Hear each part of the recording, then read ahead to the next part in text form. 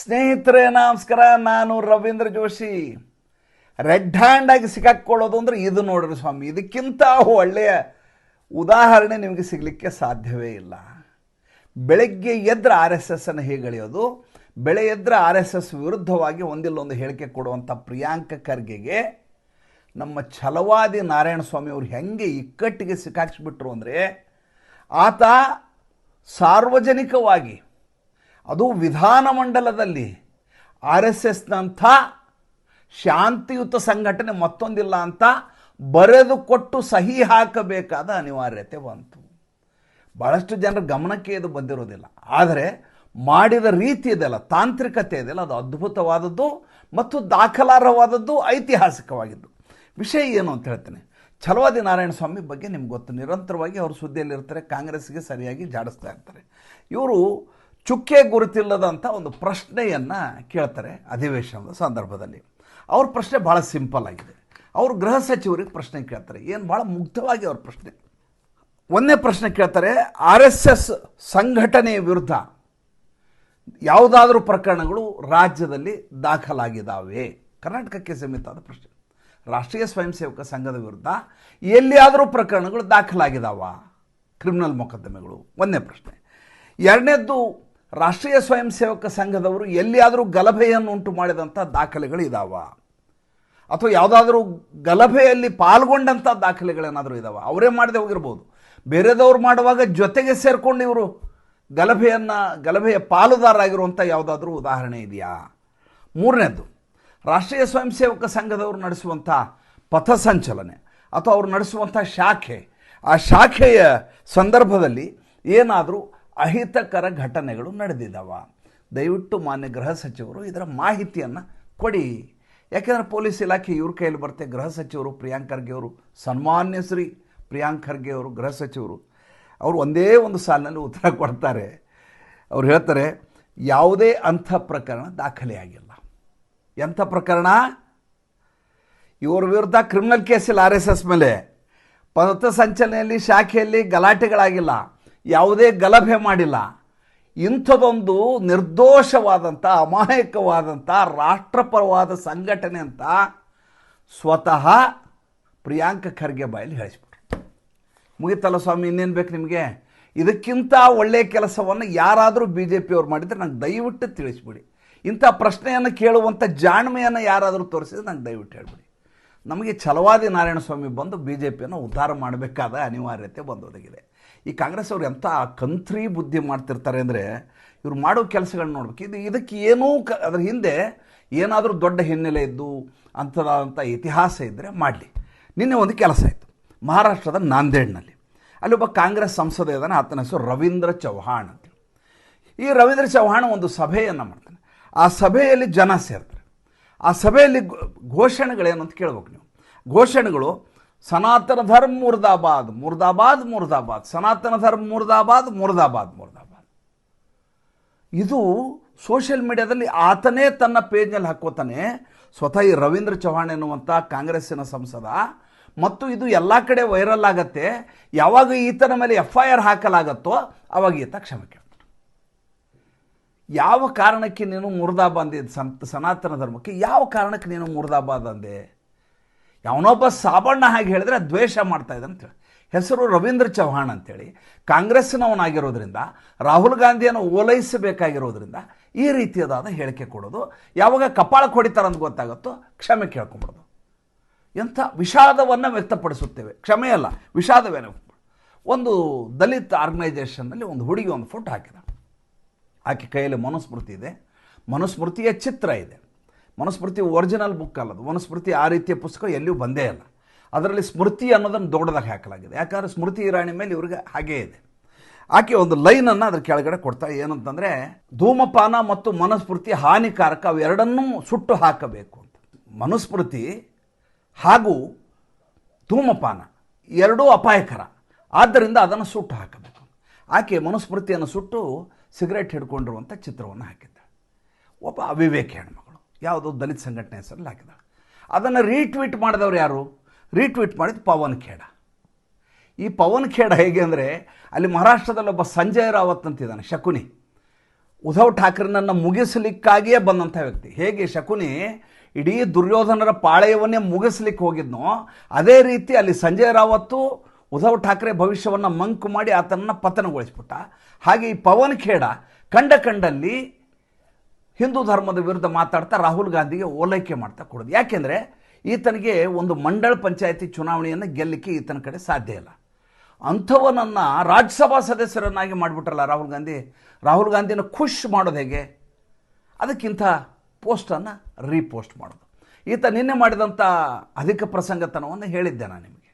ಈತ ಕಿರಣ್ ರಿಜಿಜು ಎಲ್ಲೋ ನದಿಯಲ್ಲಿ ಈಜ್ತಾ ಇರೋ ಸಂದರ್ಭದಲ್ಲಿ ಬಟ್ಟೆ ಹಾಕ್ಕೊಂಡು ಈಜಲಿಕ್ಕೆ ಬರೋ ಅರೆನಗ್ನನಾಗಿ ಈಜ್ತಾ ಇದೆಯಾ ಅಂತ ಈತ ಲೇವಡಿ ಮಾಡಿದ್ದ. ಆತ ಸೂಟ್ ಹಾಕ್ಕೊಂಡೇನೋ ಈಜಲಿಕ್ಕಾಗತ್ತೇನಯ್ಯ ಅಂತ ಆತ ಕೇಳಿದ್ದ. ಅಷ್ಟೇ ಅಲ್ಲ, ಮುಂದುವರೆದು ಹಿಮಂತ ಬಿಸ್ವ ಶರ್ಮಾಗೆ ಹೋಗಿ ಹೇಳಬೇಕಾಗತ್ತೆ ನಿನ್ನ ಬಗ್ಗೆ, ಅವ್ರು ನೋಡ್ಕೋತಾರೆ ನಿನ್ನೆ ಅಂತ ಅದು ಕೆಳಗೆ ಒಂದು ಕಟ್ಕಿ ಆಡಿದರು. ಭಾಳ ಮಜಾ ಇದೆ ಇವ್ರ ಪ್ರಕರಣ ಕೇಳಬೇಕು. ಇವತ್ತು ಕಿರಣ್ ರಿಜಿಜು ಇನ್ನೊಂದು ಟ್ವೀಟ್ ಮಾಡಿದ್ದಾರೆ. ಆ ಟ್ವೀಟಲ್ಲಿ ಭಾಳ ಚೆನ್ನಾಗಿ ಹೇಳಿದ್ದಾರೆ, ಈತನಿಗೆ ಬುದ್ಧಿ ಕಲಿಸ್ಬೇಕಂದ್ರೆ ಹಿಮಂತ ಬಿಸ್ವ ಶರ್ಮಾ ಥರದವರೇ ಬೇಕು. ಇವತ್ತು ಕೇಸ್ ಮುಗಿದೇ ಇರ್ಬೋದು, ಇವತ್ತಿಲ್ಲ ನಾಳೆ ಈತನ ಸದಸ್ಯತ್ವ, ರಾಜ್ಯಸಭಾ ಸದಸ್ಯತ್ವ ಹೋಗೋದು ಗ್ಯಾರಂಟಿ. ಅಲ್ಲಿವರೆಗೂ ಹಿಮಂತ ಬಿಸ್ವ ಶರ್ಮಾ ಬಿಡಲ್ಲ. ಈತನಿಗೆ ಸರಿಯಾದಂಥ ಪಾಠ ಕಲಿಯೋದಂತೂ ಗ್ಯಾರಂಟಿ ಅಂತ ಹಾಕಿದ್ದಾರೆ. ಒಬ್ಬ ಕೇಂದ್ರ ಸಚಿವ ಈ ರೀತಿಯ ಮಾತನ್ನು ಹೇಳಿರುವುದು, ಅದರ ಗಾಂಭೀರ್ಯವನ್ನು ಯೋಚನೆ ಮಾಡಿ. ಯಾರೋ ಒಬ್ಬ ಪಡಪೋಷಿ ಮಾತಾಡಿದರೆ ಮಾತು ಬೇರೆ. ಒಬ್ಬ ಸಚಿವ, ಸಂಸದೀಯ ಖಾತೆಯ ಸಚಿವ, ಆತ ಪವನ್ ಖೇಡಾ ಬಗ್ಗೆ ಈ ರೀತಿಯಾದ ಟ್ವೀಟ್ ಮಾಡಿದ್ದಾರೆ. ಅದು ಇವ್ರದ್ದು ಹೆಂಗೆ ಅಂದರೆ, ಒಬ್ಬರು ಯಾರಾದರೂ ಇದ್ರ ಬಗ್ಗೆ ಮಾತಾಡಬೇಕು. ರಾಹುಲ್ ಗಾಂಧಿ ಫಸ್ಟ್ಗೆ ಮನುಸ್ಮೃತಿ ಬಗ್ಗೆ ಮಾತಾಡಿದ ತಕ್ಷಣ ಎಲ್ಲರೂ ಇವರು ಮನುಸ್ಮೃತಿ ಬಗ್ಗೆ ಮಾತಾಡ್ಲಿಕ್ಕೆ ಶುರು ಮಾಡ್ತಾರೆ ಕಾಂಗ್ರೆಸ್ ಅವರು. ಯಾಕೆ? ರಾಹುಲ್ ಗಾಂಧಿ ಖುಷಿ ಮಾಡಬೇಕು. ಮನುಸ್ಮೃತಿ ಏನು ಅಂತ ಗೊತ್ತಿರಲ್ಲ. ಈಗ ಯತ್ರ ನಾರ್ಯಂತು ಪೂಜ್ಯಂತೆ ರಮಂತೆ ತತ್ರ ದೇವತಾ ಅಂತ ಒಂದು ಶ್ಲೋಕ ಇದೆ. ಈಕೆ ಈ ಸುಪ್ರಿಯಾ ಶ್ರೀನಾಥ್ ಒಂದು TV9 ಕಾನ್ಕ್ಲೇವ್, ಆ ಕಾನ್ಕ್ಲೇವ್ನಲ್ಲಿ ನಿಂತು ಇದನ್ನು ಹೇಳ್ತಾರೆ, ಯತ್ರ ಅಂತೂ ಪೂಜ್ಯಂತೆ ರಮಂತೆ ತತ್ರ ದೇವತಾ, ಅಂಥ ಮಹಿಳೆಯನ್ನು ಗೌರವಿಸುವಂಥ, ಪೂಜಿಸುವಂಥ ಹಿಂದೂ ಧರ್ಮವನ್ನು ನಾವು ಗೌರವಿಸ್ತೀವಿ, BJP ಅನ್ನಲ್ಲ ಅಂತ. ಪಕ್ಕದಲ್ಲಿ BJP ವಕ್ತಾರ ಕೂತು ಪಕ್ಕದಲ್ಲಿ. ಆತ ತಕ್ಷಣದಲ್ಲಿ ಕೇಳ್ತಾರೆ, ಸುಪ್ರಿಯಾ ಶ್ರೀನಾಥ್ ನೀವು ಹೇಳಿದ್ರಲ್ಲ ಶ್ಲೋಕ ಎಲ್ಲಿದೆ ಅಂತ ಗೊತ್ತಾ ಅಂತ ಕೇಳ. ಈಕೆ ಏನು ಉತ್ತರ ಹೇಳಬೇಕು? ಎಲ್ಲಿದೆ ಅಂತ ಹೇಳಬೇಕು. ಇಲ್ಲ ಅಂತಂದರೆ ಗೊತ್ತಿಲ್ಲ ಅಂತ ಹೇಳಬೇಕು. ನಮ್ಗೆ ಕೆಲವೊಂದು ಸಲ ಗೊತ್ತಿರಲ್ಲ ಎಲ್ಲಿಂದ ಉಲ್ಲೇಖ ಆಗಿದೆ, ಇದರ ಮೂಲ ಯಾವುದು ಅಂತ ಗೊತ್ತಿರಲ್ಲ, ಶ್ಲೋಕ ಗೊತ್ತಿರುತ್ತೆ. ಯಾಕೆ ನಾನು ಈ ರೀತಿ ಶ್ಲೋಕ ಹೇಳೋದ್ರಿಂದ ನಿಮ್ಗೆ ಕಷ್ಟ ಇದೆಯಾ, ಅಪಾಯ ಇದೆಯಾ ಅಂತ ಈಕೆ ಪ್ರಶ್ನೆ. ಅದಕ್ಕೆ ಅವ್ರು ಹೇಳ್ತಾರೆ, ನೋಡಮ್ಮ, ನೀನು ಹೇಳಿರೋ ಶ್ಲೋಕ ಮನುಸ್ಮೃತಿಯಿಂದ ಬಂದಿರೋದಿದ್ದು, ಬೇರೆ ಎಲ್ಲಿಂದ ತೆಗೆದದ್ದಲ್ಲ. ನಿಮ್ಮ ನಾಯಕ ಮನುಸ್ಮೃತಿಯನ್ನು ಬಾಯಿಗೆ ಬಂದಂಗೆ ಮಾತಾಡ್ಕೊಂಡು ಓಡಾಡ್ತಾರೆ. ನೀವು ನೋಡಿದರೆ ಆ ಶ್ಲೋಕವನ್ನು ಉಲ್ಲೇಖ ಮಾಡಿ ನಾವು ಇದನ್ನು ಗೌರವಿಸ್ತೀವಿ ಅಂತೀರಿ. ಯಾವ ಸೀಮೆ ಕಾಂಗ್ರೆಸ್ ನಿಮ್ಮದು ಅಂತ. ಅದಕ್ಕೆ ನಿನ್ನೆ ನೋಡಿದ್ರಲ್ಲ ಒಂದು ಉದಾಹರಣೆ, DK ಶಿವಕುಮಾರ್ ಬಾಗಲವರೆಗೂ ಹೋಗಿ ಗೌತಮ್ ಅದಾನಿನ ಬಿಟ್ಟು ಬಂದರು. ಗೌರವ ಕೊಟ್ಟರು, ಮನೆಗೆ ಬಂದಂಥ ಅತಿಯನ್ನು ಗೌರವಿಸ್ಬೇಕು, ಸರಿ. ರಾಹುಲ್ ಗಾಂಧಿ ಬೈತಾರಲ್ರಿ ಗೌತಮ್ ಅದಾನಿಗೆ, ಎಲ್ಲ ದುಡ್ಡನ್ನು ನರೇಂದ್ರ ಮೋದಿ ಇಡೀ ದೇಶವನ್ನು ಅವ್ರಿಗೆ ಬರೆದು ಕೊಟ್ಟಿದ್ದಾರೆ, ಲೀಸ್ ಕೊಟ್ಟಿದ್ದಾರೆ ಅಂತ ಹೇಳ್ತಾರೆ. ಅಂಥವ್ರನ್ನ ಬಾಗಿಲವರೆಗೂ ಬಿಟ್ಟು ಬರ್ತಾರೆ DK ಶಿವಕುಮಾರು. ಅಂದರೆ ಅವರಲ್ಲಿಯೇ ಅಭಿಪ್ರಾಯ ವ್ಯತ್ಯಾಸ. ಈ ರಾಹುಲ್ ಗಾಂಧಿ ಎಡವಟ್ಟುಗಳು ಹೆಂಗಿರ್ತಾವೆ ಅಂತ ಇನ್ನೊಂದು ಹೇಳ್ಬಿಡ್ತೀನಿ. ನಿನ್ನೆ ರಾಖಿ ಹಬ್ಬ ಆಯಿತು, ರಕ್ಷಾಬಂಧನ ಅಂತ ಭಾಳ ಜನವಾರ ಬದಲಿ ಮಾಡ್ಕೊಳ್ಳೋದು, ಈ ರೀತಿಯಾದಂಥ ನಮ್ಮದೊಂದು ಪರಂಪರೆ ನಡ್ಕೊಂಡು ಬಂದಿರೋದು. ಇದಕ್ಕೆ ಸಂಬಂಧ ಒಂದು ಜೀವ ಅನ್ನುವಂಥ ಆಭರಣ ಕಂಪ್ನಿ ಒಂದು ಜಾಹೀರಾತನ್ನು ಬಿಡುಗಡೆ ಮಾಡುತ್ತೆ, ಕೃತಿ ಸನನ್ ಅಂತೇಳಿ. ಅದರಲ್ಲೇ ರೂಪದರ್ಶಿ ಆಕೆ ಅತ್ಯಂತ ಕಡಿಮೆ ಬಟ್ಟೆಯನ್ನು ಧರಿಸಿ, ನಿಮಗೆ ಇಡೀ ಆಕೆಯ ದೇಹ ಕಾಣ್ತಾ ಇದೆ, ಅರೆನಗ್ನಾವಸ್ಥೆಯಲ್ಲಿರುವಂಥ ಕೃತಿ ಸನನ್ ಎನ್ನುವಂಥ ರೂಪದರ್ಶಿ ರಾಖಿ ಕಟ್ತಾ ಇರುವಂಥ ಒಂದು 3-4 ಚಿತ್ರಗಳು. ರಾಖಿ ಯಾರ್ಯಾರು ಕಟ್ತಾಳೆ, ಕೊನೆಗೆ ನಾಯಿ ಕೂಡ ರಾಖಿ ಕಟ್ತಾಳೆ. ಇದರ ವಿರುದ್ಧ ಕಂಗನಾ ರಾಣಾವತ್ ಸಿಡಿದೆ ಆಗ್ತಾರೆ. ಭಾರತ ದೇಶದ ಸಂಪ್ರದಾಯದ ಬಗ್ಗೆ ಗೌರವ ಇಟ್ಕೋ, ಒಬ್ಬ ನಟಿ ಅನ್ನುವಂಥ ಕಾರಣಕ್ಕೋಸ್ಕರ ಅದನ್ನು ಬೀದಿಗೆ ತಂದು ನಿಲ್ಲಿಸ್ಬೇಡ ಅಂತ. ರಾಹುಲ್ ಗಾಂಧಿ ಸುಮ್ಮನೆ ಇರಬೇಕಲ್ವಾ? ರಾಹುಲ್ ಗಾಂಧಿ ಏನು ಹೇಳ್ತಾರೆ ಅದಕ್ಕೆ? ವಿ ಆರ್ ಅಗೇನ್ಸ್ಟ್ ಪ್ಯಾಟ್ರಿಯಾಚಿ, ಈ ಪುರುಷ ಪ್ರಧಾನ ಸಮಾಜದ ವಿರುದ್ಧವಾಗಿ ಮಹಿಳೆಯರ ಆಯ್ಕೆ, ಅವ್ರು ಏನು ಬೇಕಾದರೂ ಹಾಕ್ಬೋದು ಅಂತ ಈತ ಜೀವ ಅನ್ನುವಂಥ ಆಭರಣ ಕಂಪನಿಯ ಪರವಾಗಿ ಈತ ಮಧ್ಯದಲ್ಲಿ ಧುಮುಕಿದ್ದು. ಯಾರು ಹೋಗಿ ರಾಹುಲ್ ಗಾಂಧಿಗೆ ಇದ್ರ ಬಗ್ಗೆ ಏನು ಹೇಳ್ತೀರಿ, ಕೃತಿ ಸನನ್ ಈ ರೀತಿ ಡ್ರೆಸ್ ಹಾಕ್ಕೊಂಡಿದ್ರಲ್ಲ, ಇದು ಯೋಗ್ಯವಾ? ರಕ್ಷಾಬಂಧನದಲ್ಲಿ ಈ ರೀತಿ ಬಟ್ಟೆ ಹಾಕೋಬೋದಾ? ಕಂಗನಾ ರಾಣಾವತ್ ಏನು ಹೇಳಿದಾರಲ್ಲ, ಇದನ್ನು ನಿಮ್ಗೆ ಒಪ್ಪಿಗೆ ಇದೆಯಾ ಅಂತ ಕೇಳಿದಾಗ ಉತ್ತರ ಹೇಳಿ. ಅದು ಹೇಳಬೇಕಾದ ಅಗತ್ಯ ಇಲ್ಲ, ಇದ್ರ ಬಗ್ಗೆ ನಾನು ಕೇಳಬೇಡಿ ಅಂತ ಹೇಳಿ ಕಳಿಸ್ಬೋದು. ಅವ್ರಿಗೆ ಕೇಳಲಾರದೆ ಕೃತಿ ಸನನ್ ಮತ್ತು ಈ ಕಂಗನಾ ರಾಣಾವತ್ ಮಧ್ಯೆ ನಡೀತಾ ಇರುವಂಥ 2 ಜಗಳ. ಆಕೆ ಪಾಪ ಕಂಗನಾ ರಾಣೌತ್ ಭಾರತೀಯ ಸಂಸ್ಕೃತಿಯ ಪರವಾಗಿ ಮಾತನಾಡಿದಂಥ ವಿಚಾರ ಅದು. ಈತ ಮಧ್ಯ ದುರುಕಿ ಪುರುಷ ಪ್ರಧಾನದ ವ್ಯವಸ್ಥೆಯ ವಿರುದ್ಧ ಅಂತ ಮೊನ್ನೆ ಪುಣೆಯಲ್ಲಿ ಇದೇ ರೀತಿಯಾದಂಥ ಉಲ್ಕೋಚಿತಕ್ಕೆ ಅಂತಲೇ ಮಾಡಿದ್ದಾಯಿತು. ಮಹಿಳೆಯರಿಗೆ ನಮ್ಮಲ್ಲಿ ಬೆನೆಯೇ ಇಲ್ಲ, ಮಹಿಳೆಯ ಬಗ್ಗೆ ಏನು ಹೇಳ್ತದೆ ಮನುಸ್ಮೃತಿಯಲ್ಲಿ ಅಂತಂದರೆ, ಮೊದಲು ನೀನು ತಂದೆ ಆಶ್ರಯದಲ್ಲಿರು, ಅದಾದ ಮೇಲೆ ಗಂಡನ ಆಶ್ರಯದಲ್ಲಿರು, ಅದಾದ ಮೇಲೆ ನೀನು ಮಕ್ಕಳ ಆಶ್ರಯದಲ್ಲಿರಬೇಕು, ಅಂದರೆ ಪರಾವಲಂಬಿಯಾಗಿರ್ಬೇಕು ಮಹಿಳೆ ಅಂತ ಹೇಳುತ್ತೆ ಹಿಂದೂ ಧರ್ಮ, ಮನುಸ್ಮೃತಿ ಅಂತ ಹೇಳುತ್ತೆ. ಪಕ್ಕದಲ್ಲಿ ಬುರ್ಕ ಹಾಕ್ಕೊಂಡ್ರು ಹೆಣ್ಮಗಳು ನಿಂತಿದ್ದಾಡ್ರಿ, ಅಷ್ಟಾದರೂ ಈತನಿಗೆ ವಿವೇಕ ಬೇಡವೇನ್ರಿ? ಇಲ್ಲಿ ಬರೇ ಈತ ಹೇಳ್ತಾ ಇರೋದೇನು ಪುರುಷ ಪ್ರಧಾನ ವ್ಯವಸ್ಥೆ, ಇವ್ರನ್ನೆಲ್ಲ ಆಶ್ರಯದಲ್ಲಿಡು, ಅಲ್ಲಿ ಮುಖಾನೇ ತೋರಿಸಿಕ್ ಬಿಡಲಾರ್ದಂಥ ಒಬ್ಬ ಧರ್ಮೀಯಳನ್ನು ಕರ್ಕೊಂಬಂದು ನಿಲ್ಲಿಸಿ ಈತ ಈ ಮಾತನ್ನು ಹೇಳಿದರೆ ಇದಕ್ಕಿಂತ ಅವಿವೇಕಿತನ ಇನ್ನೇನಿರ್ಲಿಕ್ಕೆ ಸಾಧ್ಯ? ನೀವು ಸುಮ್ಮನೆ ಆಲೋಚನೆ ಮಾಡಿ. ನಿನ್ನೆ ರಕ್ಷಾಬಂಧನ ಸಂದರ್ಭದಲ್ಲಿ ನಮ್ಮ ಯೋಗಿ ಆದಿತ್ಯನಾಥ್ ಮಾಡಿದಂಥ ಕೆಲಸವನ್ನು ನೀವು ನೋಡಬೇಕು, ಅದ್ಭುತವಾದ ಕೆಲಸ ಮಾಡಿದರು. ಮೊದಲನೇದಾಗಿ ಅವ್ರು ಹೇಳಿದರು, ಇದು ಒಪ್ಪಲೇಬೇಕಾದ್ದು, ರಕ್ಷಾಬಂಧನದ ಸಂದರ್ಭದಲ್ಲಿ ನಾನು 50,000 ಸೋದರಿಯರಿಗೆ, ತರುಣಿಯರಿಗೆ ಸ್ಕೂಟಿಯನ್ನು ಕೊಡ್ತೀನಿ ಅಂತ ಅನೌನ್ಸ್ ಮಾಡಿದರು, ಘೋಷಣೆ. ಅದ್ಭುತ ಅಲ್ಲೇನ್ರಿ? ಮಹಿಳೆಯರಿಗೆ ಮೊಬಿಲಿಟಿ ಬಂದಿದೆ ಅಂದರೆ ಅದರಿಂದ ದೇಶ ಮುಂದೆ ಹೋಗಲಿಕ್ಕೆ ಕಾರಣ ಆಗತ್ತೆ. ದುಡ್ಡು ಕೊಡೋದಕ್ಕಿಂತ ಭಾಳ ಚೆನ್ನಾಗಿರೋದೇನಪ್ಪ ಅಂದರೆ ಸೈಕಲ್ ಕೊಡೋದು, ಸ್ಕೂಟಿ ಕೊಡೋದು ಇಂಥದ್ದು ಕೊಟ್ಟಾಗ ಅವರು ಬದುಕನ್ನು ಕಟ್ಕೊಳ್ಳಿಕ್ಕೆ ಅದು ಸಹಾಯ ಮಾಡುತ್ತೆ. ನಿನ್ನೆ ಯೋಗಿ ಆದಿತ್ಯನಾಥ್ ಮಾಡಿದಂಥ ಅತಿ ದೊಡ್ಡದಾದ ಕೆಲಸ. ಅದಾದ ಮೇಲೆ ರಕ್ಷಾಬಂಧನದ ದಿವಸ ನಮ್ಮ ಸೋದರಿಯರಿಗೆ ಇಡೀ ರಾಜ್ಯದಲ್ಲಿ ಎಲ್ಲಿ ಬೇಕಾದರೂ ಓಡಾಡಿ ನಿಮಗೆ ಫ್ರೀ, ನಿಮ್ಮ ಜೊತೆ ಒಬ್ಬರು ಬಂದರೆ ಅವ್ರಿಗೂ ಬಸ್ನಲ್ಲಿ ಫ್ರೀ ಮಾಡಿದರು. ಎಂಥ ಅದ್ಭುತವಾದ ಆಲೋಚನೆ ನೋಡಿ. ಇದ್ರ ಜೊತೆ ಇನ್ನೊಂದು ಕೆಲಸ ಮಾಡಿದ್ರು ಅವರು, ಏನಪ್ಪ ಅಂತಂದರೆ 60 ವರ್ಷ ಮೀರಿದಂಥ ಹೆಣ್ಮಕ್ಳಿಗೆ ಅದೊಂದು ಒಳ್ಳೆಯ ಸ್ಕೀಮ್ ಅಂತ ಹೆಸರು, ಅಹಲ್ಯಬಾಯಿ ಮಾತೃಶಕ್ತಿ ಯೋಜನಾ ಅಂತ ಹೆಸರಿಟ್ಟಿರೋದಕ್ಕೆ. ಈ ಅಹಲ್ಯಬಾಯಿ ಮಾತೃಶಕ್ತಿ ಯೋಜನೆಯ ವಿಶೇಷತೆ ಏನು ಅಂದರೆ 60 ವರ್ಷ ದಾಟಿದ ಹೆಣ್ಮಕ್ಕಳು ಇಡೀ ಜೀವನ ಪರ್ಯಂತ ಬಸ್ಸಿನಲ್ಲಿ ಉಚಿತವಾಗಿ ಪ್ರಯಾಣ ಮಾಡ್ಬೋದು, ಎಲ್ಲಿ ಬೇಕಾದ್ರೂ ಮಾಡ್ಬೋದು, ಜೀವನ ಪರ್ಯಂತ. ಈ ರೀತಿ ಅನೌನ್ಸ್ ಮಾಡೋದಲ್ಲದೆ ಬಸ್ಸಿನೊಳಗೆ ಕೂತ್ಕೊಂಡು ಸ್ವತಃ ಯೋಗಿ ಆದಿತ್ಯನಾಥ್ ಅವರು ಮಹಾರಾಜ್ಜಿ ಸೆಲ್ಫಿ ಫೋಟೋ ತಕ್ಕೋತಾರೆ ಹೆಣ್ಮಕ್ಳ ಜೊತೆ. ಅಲ್ಲಿ ಕೂತಿರೋ ಹೆಣ್ಮಕ್ಳು ನೋಡ್ಬೇಕು, ನಿಮ್ಗೆ ಖುಷಿಯಾಗಿಬಿಡುತ್ತೆ. ಅಜ್ಜಿಯಂದರು 60 ವರ್ಷ ದಾಟಿದವ್ರು ಪಾಪ ಎಲ್ಲ ಬಸ್ಸಲ್ಲಿ ಕೂತಿರು, ಏನು ಖುಷಿ ಅಂತೀರ ಅವ್ರ ಮುಖದಲ್ಲಿ. ಆ ಆಹ್ಲಾದವನ್ನು ನೋಡ್ಬೇಕು ನೀವು, ಆ ಲವಲವಿಕೆ ನೋಡಬೇಕು, ಉಲ್ಲಾಸ ನೋಡಬೇಕು. ಯೋಗಿ ಆದಿತ್ಯನಾಥ್ ಅವರ ಆಲೋಚನಾ ಶೈಲಿ ಹಂಗಿರುತ್ತೆ. ಆತ ಒಂದು 50,000 ರೂಪಾಯಿ ದುಡ್ಡು ಕೊಡ್ತೀನಿ ಅಂತ ಬೇರೆ ಹೇಳಿದ್ದಾರೆ, ಒಂದು 20,000 ಈಗ ಕೊಡ್ತೀನಿ, ಆಮೇಲೆ 10,000 3 ಕಂತಲ್ಲಿ ಕೊಡ್ತೀನಿ, ನೀವು ಬದುಕನ್ನು ಕಟ್ಕೊಳ್ಳಿ. ಇದರಿಂದ ತಲೆ ಕೆಟ್ಟು ಹೋಗಿರೋದು ಯಾರಿಗೆ? ಅಖಿಲೇಶ್ ಯಾದವ್ಗೆ. ಅಖಿಲೇಶ್ ಯಾದವ್ ಬಾಯಿಗೆ ಬಂದ ಹಾಗೆ ಯೋಗಿ ಆದಿತ್ಯನಾಥನ ಬೈತಾ, ಈ ರೀತಿ ಪಾಪಿ ದುಡ್ಡನ್ನು ನಮ್ಮ ಹೆಣ್ಮಕ್ಳು ತೊಗೊಳ್ಳೋದಿಲ್ಲ. ಯಾಕೆ ತೊಗೊಳ್ಳೋದಿಲ್ಲ? ಪಾಪಿ ದುಡ್ಡು ಹೆಂಗಾಯ್ತಿದ್ದು? ದುಡ್ಡು ಪಾಪಿ ದುಡ್ಡು, ಪುಣ್ಯದ ದುಡ್ಡು ಅಂತ ಬೇರೆ ಬೇರೆ ಇರ್ತಾ? ಅಷ್ಟೇ ಅಲ್ಲ, ಇನ್ನೊಂದು ಹೆಜ್ಜೆ ಮುಂದೆ ಹೋಗಿ ಮಹಿಳೆಯರ ಇದು ಜೋಕ ವಿಡಂಬನೆನ ನನಗಿನ್ನೂ ತನಕ ಅರ್ಥ ಆಗ್ತಾ ಇಲ್ಲ. ಡಿಂಪಲ್ ಯಾದವ್ ಅವ್ರನ್ನ ಮುಖ್ಯಮಂತ್ರಿ ಮಾಡಲಿಕ್ಕೂ ತಾನು ಸಿದ್ಧ ಮಹಿಳೆಯರಿಗೋಸ್ಕರ ಅಂತ ಹೇಳ್ತಾರೆ. ಇದೇ ರೀತಿ ಹೇಳಿದಂಥ ಪಿಂಕಿ ಉತ್ತರ ಪ್ರದೇಶದಲ್ಲಿ ಮಣ್ಣು ತಿಂದೋದ್ರು.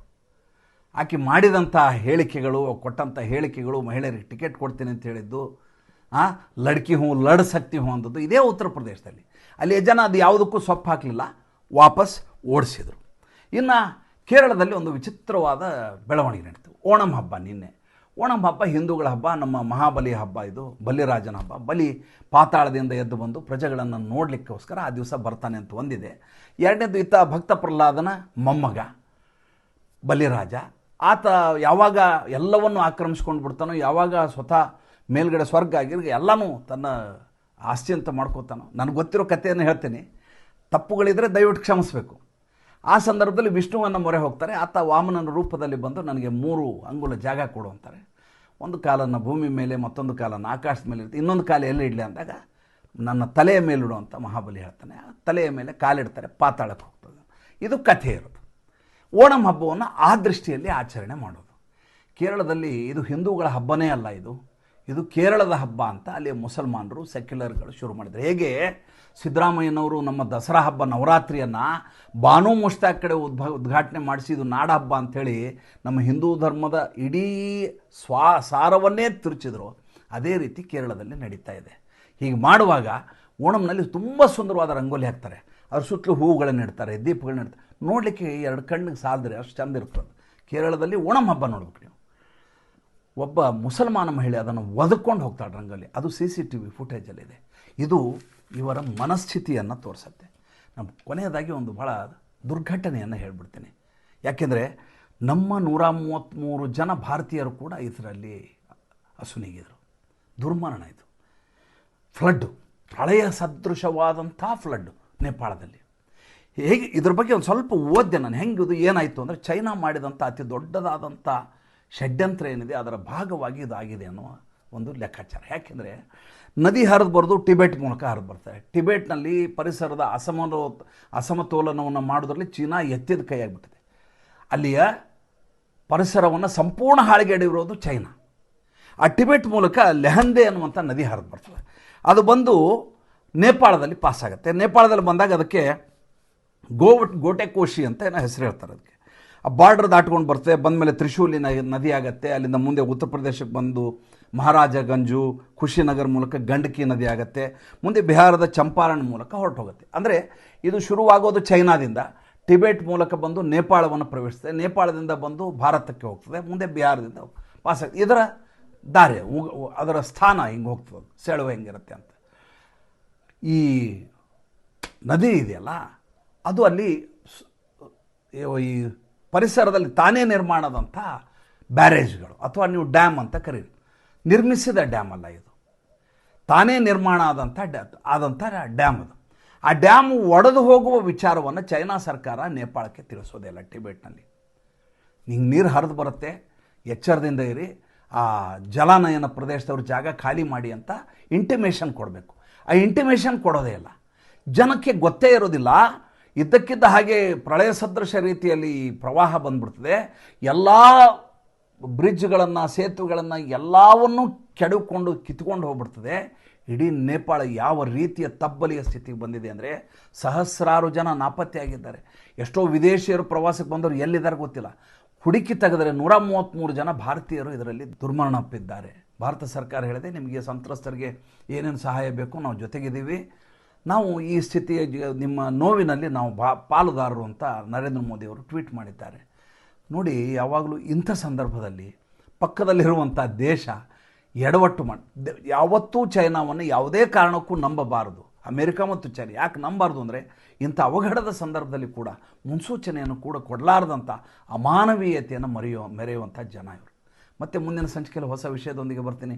ಸಂಚಿಕೆ ಇಷ್ಟ ಆಗಿದರೆ ಲೈಕ್ ಮಾಡಿ, ಫಾಲೋ ಮಾಡಿ, ಶೇರ್ ಮಾಡಿ. ನಮ್ಮ ಮುಕ್ತ ಪತ್ರಿಕೋದ್ಯಮಕ್ಕೆ ಆರ್ಥಿಕವಾಗಿ ಬೆಂಗಾವಲಾಗಿ ನಮಸ್ಕಾರ.